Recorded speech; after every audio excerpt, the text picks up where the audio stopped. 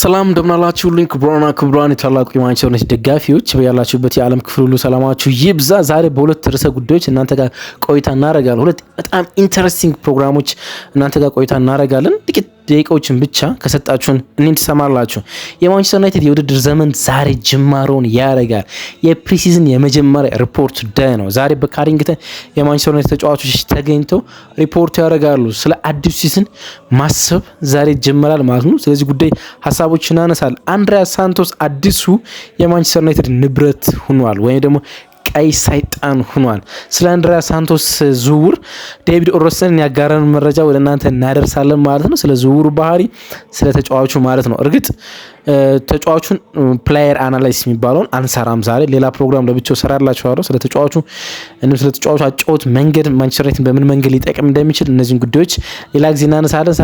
ዛሬ ስለ ዝውውሩ አጠቃላይ ባህሪ እናነሳለን። እንዴት ወደ ማንቸስተር ዩናይትድ መጣ፣ ማንቸስተር ዩናይትድ እንዴት ፈለገው፣ ምን አይነት ዝውውር ነበረ፣ እንዲሁም ዝውውር በምን አይነት ገንዘብ ተሳካ። በጣም ብዙ ሚዲያዎች ላይ የምሰሟቸው ማንቸስተር ዩናይትድ ለዝውውሩ የከፈለው ክፍያ ተብሎ የሚጻፉ ሂሳቦች ትክክል አይደሉም። እሱንም እናነሳለን ማለት ነው። የምትገኙት በምትወዱት በእናንተ ገጽ ማን ዩናይትድ ኢንፎ ነው። የኮሜንት መስጫው ባር እናንተን ይጠብቃል። እንዲሁም ደግሞ ላይክ አድርጋችሁ ቪዲዮን ጀምሩ። ሰብስክራይብ አድርጋችሁ ስለምታደምጡንም ከልብ እናመሰግናለን። ከምሽጋገሪያ ሙዚቃ በኋላ የማንቸስተር ዩናይትድ ሲዝን ዛሬ ይጀምራል። እንዲሁም ደግሞ አንድሪያ ሳንቶስ ሁለቱም መረጃዎች እንመለከታለን።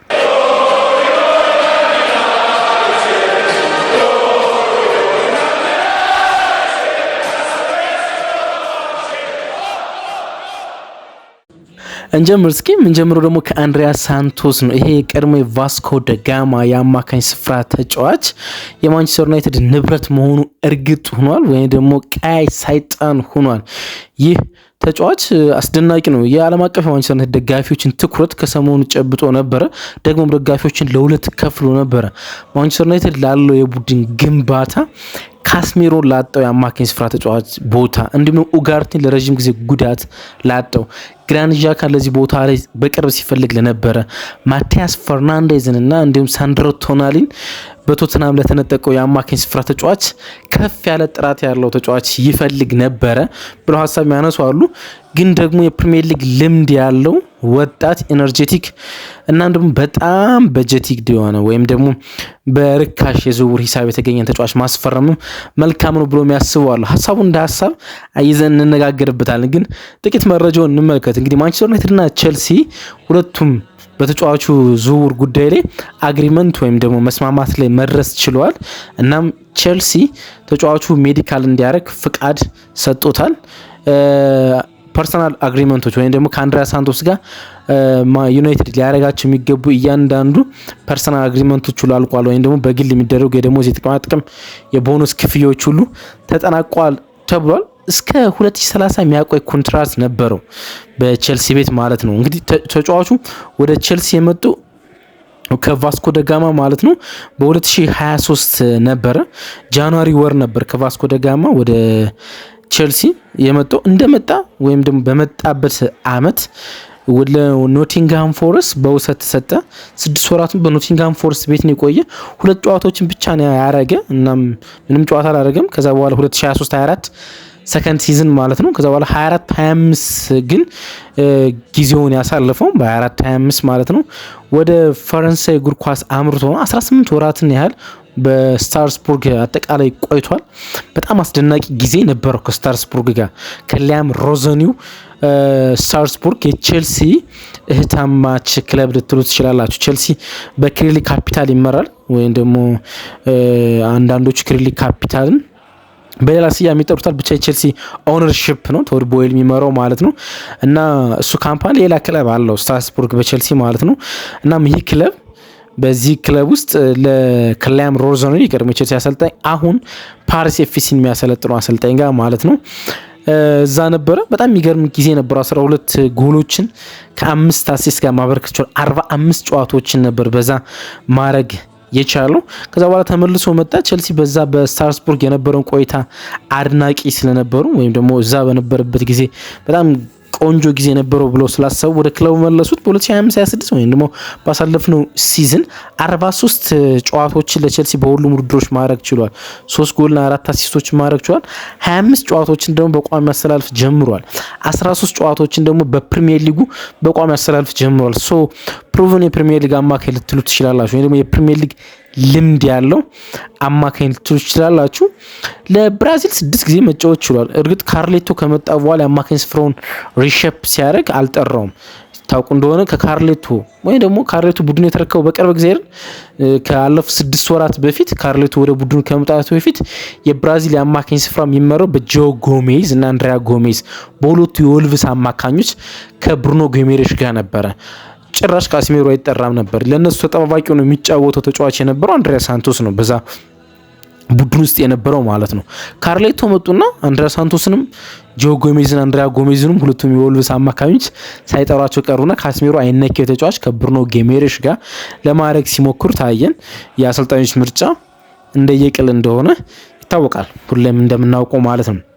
ቅድም እንዳልኳችሁ እስከ 2030 የሚያቆይ ኮንትራት ነው የነበረው። 2023 አይደል መጥቷል። ከ7 ዓመት ኮንትራት ነበር ቼልሲ ለዚህ ተጫዋች ያቀረበለት፣ ግን አሁን ለማንቸስተር ዩናይትድ ሽጦታል። 40.5 ሚሊዮን ዩሮ ለተጫዋቹ የተከፈለ ክፍያ ነው። ወደ ፓውንድ የምትፈልጉት ከሆነ 35 ሚሊዮን ፓውንድ።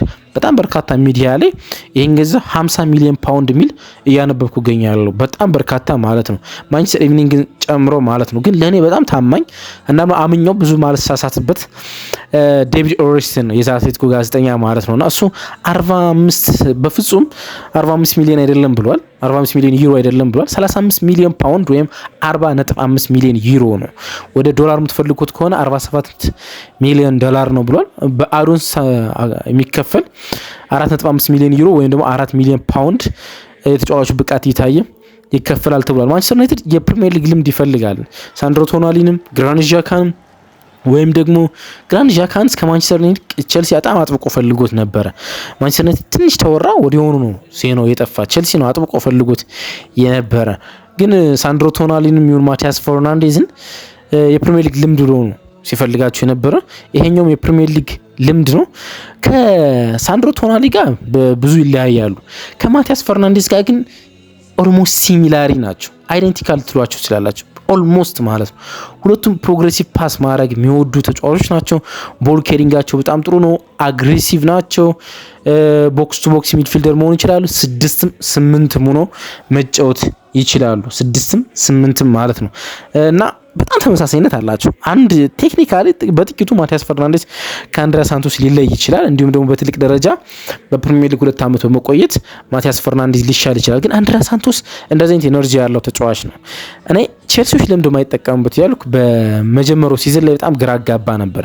ከዛ ሰከንድ ሲዝን ብዙ ጨዋታዎች ማድረግ ችሏል። በተለይ ኮል ፓልመር ጉዳት ካስተናገደ በኋላ እናም ኢንዞ ፈርናንዴዝ ወደ 10 ቁጥር አምጥተው እሱን መጠቀም ከጀመሩበት ጊዜ ጀምሮ በርካታ ጨዋታዎችን ሲያደርግ ተመልክቼዋለሁ። እንደጠበቅኩት አይደለም እድገቱ፣ እንደጠበቅኩት ነው። ቋሚ ቼልሲ ለምንድን ነው ያደረገውን ብዬ ባሰብኩት ልክ አይደለም። ግን ደግሞ የሚያድግ ተሰጥኦ ያለው ተጫዋች ነው። እናም ደግሞ ብዙ ጊዜ እንደምላችሁ ባለፈውን በሰሩት ፕሮግራም እንዳልኳችሁ ካፒቴን ማቴሪያል ነው።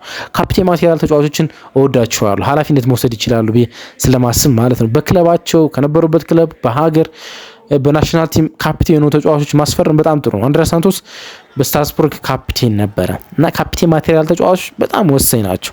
ከክለቦቻቸው ጋር 2ኛ 3ኛ የነበሩ ወይም ከሀገሮቻቸው ጋር ወይም ከአንደር 20 ቡድኖች ካፒቴን የነበሩ ተጫዋቾች ኃላፊነት መውሰድ ይችላሉ ተብሎ ይታሰባል እና ይሄኛው ተጫዋች እንደዚህ አይነት ካፒቴን ማቴሪያል ነው። አሁን የማንቸስተር ዩናይትድ ንብረት ሆኗል። ክርክሮቹ ፋይዳ ቢስ ናቸው። ዴቪድ ኦሬስን አምኗል ብያችሁ አይደለ? ዴቪድ ኦሬስን ከዚህኛው አርቲክሉ ጀርባ ላይ አንድ ነገር አስፍሯል። ለማንቸስተር ዩናይትድ ደጋፊዎች በጣም አሪፍ ነገር ማለት ነው።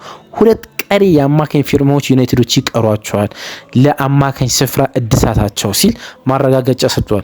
ማንቸስተር ዩናይትድ 2 ተጫዋቾችን አማካኝ ቦታ ላይ ማስፈረም ችሏል። ኤዶርሰንን እንዲሁም አንድሪያ ሳንቶስን 2 ብራዚሊያን ተጫዋቾች ማለት ነው። አንድ ብራዚሊያ ያጦ 2 ብራዚሊያን ካስሜሮ ወጦ 2 ብራዚሊያን ማለት ነው። ግን ተጨማሪ 2 ተጫዋቾች ወደ ማንቸስተር ዩናይትድ የመምጣት እድላቸው በጣም ሰፊ ነው። አንደኛው እርግጥ ሆኗል ወደ ማንቸስተር ዩናይትድ እንደማይመጣ አውሬሊ ቹዋሚኒ በሪያል ማድሪድ ቤት እንደሚቆይ እርግጥ ሆኗል። ጆዜ ጋር ኤጀንቱ ከተነጋገሩ በኋላ ከክለቡ ጋር እንደሚቆይ እርግጥ ሆኗል። እሱን ማርኬቱ ላይ ማግኘት አይቻልም። የማንቸስተር ዩናይትድ ቀጣይ ተፈላጊ ተጫዋች ይሆናሉ ተብሎ የሚጠበቁት ሜቻ የቦሩሲያ ዶርትሙንድ የአማካይ ስፍራ ተጫዋችና አሌክስ ስኮት የቦርንማውዙ ይሆናሉ ተብሎ ይገመታል ማለት ነው። ዌልካም ቱ አንድሪያስ ሳንቶስ ዌልካም ማለት እንወዳለን። ስለ ተጫዋቹ ያሳለፉት ሲዝን እንዲሁም ደግሞ አናላይስ ለብቻ የሚቀጥሉት ቀናቶች ፕሮግራም ሰራላችሁ ይሆናል ማለት ነው። ዩናይትድ ዛሬ ይመለሳል። ትልቁ ጉዳይ ነው ይሄኛው መነሳት ያለበት ማለት ነው። ዛሬ ጁላይ 9 ነው ወይም በፈረንጆቹ ሐምሌ 9 ማለት ነው።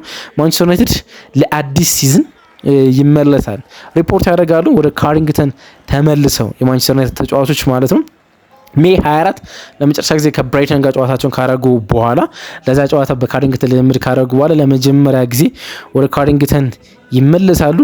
6 ጌሞችን ያደርጋሉ በፕሪሲዝን። የመጀመሪያ ጨዋታቸውን ከ10 ቀናት በኋላ ጁላይ 18 ወይ ሐምሌ 18 በፈረንጆቹ አቆጣጠር አሁን በድጋሚ በፈረንጆቹ ነው ምላችሁ ከዌክሳም ጋር ነው የሚያደርጉት በሄልሲንኪ።